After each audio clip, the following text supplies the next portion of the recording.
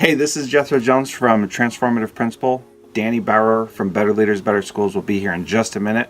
And I wanted to tell you our question for the day today is tips and advice for new teachers and new administrators. As the school year starts, I hope you enjoy it. We'll get to that in just a minute.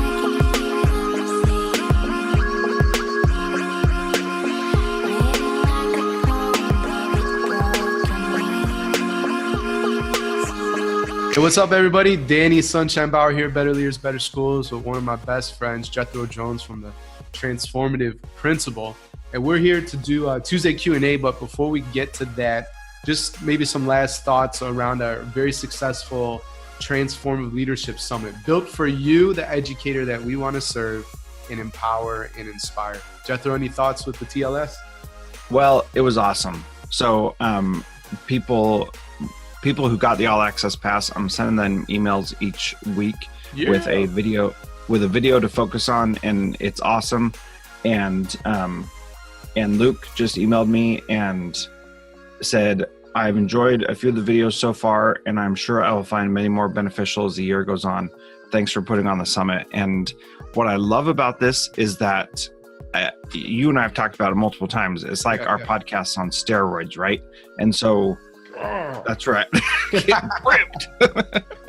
And so it's like, it's awesome for people to be able to come and still get goodness from it. And so I shared it with all the principals in my district and with the teachers at my school, and just like, it's awesome, man. You know, people are learning different things. What was cool is we interviewed Todd Nesloni for it, and then Todd came up to Fairbanks to do a opening PD with our district, and it was loads of fun. It was so awesome. Was it a Kids Deserve It type focus, or Sparks in the Dark, or it was Sparks in the Dark, Stories from Web, and Kids Deserve It. He brought something from each of those, so it was really good. And then he spent the whole afternoon with just the administrators, and it was really good and inspiring. So I really enjoyed it. We got a lot of great ideas and good things to do from that. Well, nice. Well, before we go to Q&A, everybody, this is Todd. If you haven't seen him on Twitter, check him out. And all these different books that are available, Sparks in the Dark, Kids Deserve It. We talked about, what else? Kids Deserve It, Sparks in the Dark, Stories from Web. They'll be linked up in the description of the video, so you can go ahead and get those if you want. The one thing that I really gravitated towards is you said, like, people are still getting value from it, and it's over. It's done. My life is so much easier now too, because I know, right? So, but the cool thing is and the principle here for school leaders is evergreen content. So, I mean, think about it, right? There's books that you pick up that were written 10, 20, who knows how many years ago. Of course, you want to stay modern and current, but the point is you do the work once. So think about this. In your school, what's something you could do once, but that could add value and benefit your community over and over and over again, long after you create it, right? And that's one way of just, I think, multiplying and amplifying the type of work that you do. Well, and this ties in really good to our question of the day, which is what advice we have for a new teacher. Yes. And I'll let you introduce that a little bit better, but I just want to step in there and say, as a new teacher, if you can create systems that make it automatic for you to do things as the teacher in the classroom, it's going to make your life so much better. So, for example, if everybody knows that when they come into the classroom, they get started on a bell ringer or something like that, they just take care of that, and it's not a big deal at all. It just happens. And that stress of what do we do when kids first come in, you're in Zen mode during those first 5 minutes when everybody knows exactly what they're supposed to be doing.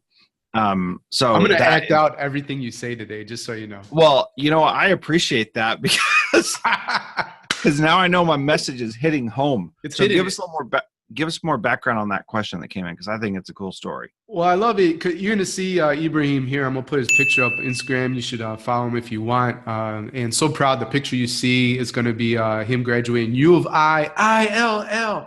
You know, I don't know. It's INI. They say Illini there. But, he's just a smart, just awesome young man, and was a student of mine. And now he's a teacher. And so just on Instagram, I put, you could put those like questions, and people, oh, nice. And they write it back. And he said, Mr. Bauer, I hope you're good. I just had a quick question. I'm starting my first teaching job very soon. Do you have any advice you can give or just tips from the perspective of an admin and vet teacher? And so you answered that. The automation, the systems, that's definitely going to benefit, teachers, new administrators, whatever. What I told them, because I just gave them one piece of advice, focus on relationships. Kids will remember how you treated them long after they forgot what content you taught them. Same goes for your colleagues. Build deep and meaningful relationships. So that was super cool. Guys, if you don't know Joel McLean, I'm going to put a picture of him. You should follow him as well on Twitter. He's at JProfNB. Canadian guy, principal up there. And he said, I'd echo what you wrote, Danny, and add to never stop learning and growing. Try new things with students in your classroom. So I think that's all pretty sound advice. I've got about 7 or 8 tips too that we talked about recently in the mastermind for new administrators, but some of these will apply for teachers. While I pulled that up, Jethro, you have any other advice for new teachers? Yeah, can I go on a little bit of a rant? Go for the rant, Jethro. Okay, so we have all this pressure in education to cover the content and to follow a textbook and a curriculum guide and all this kind of stuff. Do you know what every single person, including teachers, says about their teachers when they were kids? The only thing they remember, you're doing too much. Doing way too much. The only thing people remember is how their teacher made them feel. Right. That's it. So yeah, we learn the content and we don't remember exactly where we learned that, and that's fine. I firmly believe that we learn because of the relationships that we have and not in spite of them, right? And so we have all this pressure. Here's something crazy. So our state test results for our school district, more than half of our kids were not proficient in math. More than half. Wow. Why are we spending so much time and effort focusing on teaching kids math when we're not even getting half the kids to understand it? Right. We need to take a step back, focus on the relationships, make that the priority, and not do something else. So this year at my school, just to put my money where my mouth is, we spent the first 3 days. Today's the 4th day. It's our first day going to classes. The first 3 days, we did team building, we did spirit, we did expectations, we did all those things, and we started out every single morning with team building activities with groups of kids. We didn't do anything academic for the first whole entire 3 days, and I hope my teachers don't do anything academic with their classes for another week or two, because we've got to focus on those relationships. Absolutely. End of my rant. We should just drop the mic in the video there. I still have a few tips, so stick around. You want to hear those too, but that is an incredibly powerful point, and as I told Ibrahim, focus on relationship with your kid. You just amplified that like crazy and gave context too, not just for the first day, first week, right? Think about how to do the first month throughout the year. When we were at Brooks, Principal Weaver, he told the teachers, don't teach the first day.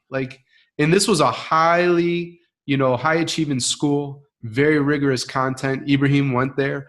And the point is we want you to focus on building relationships with these amazing kids because, right, people don't care how much you know until they know how much you care. You got to focus on that relationship piece. And I see teachers saying, I'm giving homework on the first day and look how much we did. I think that's a mistake. If you think you're impressing somebody, you probably are. People that value just work. But at some point, that only gets you so far. And to truly do something extraordinary, you got to build a world-class culture. And the point of culture is not the work you produce. That happens because of the environment you set up and the relationships you build. So talk about a few tips that we gave to a novice principal. It's something we talked about in the mastermind recently on the hot seat. But I think this also relates to teachers. I'm going to run through them very quick. Number one, slow down to go fast. And the relationship thing is an example of that, right? You don't hop into the content, speed through it right away. You build relationships. You eventually get to the content.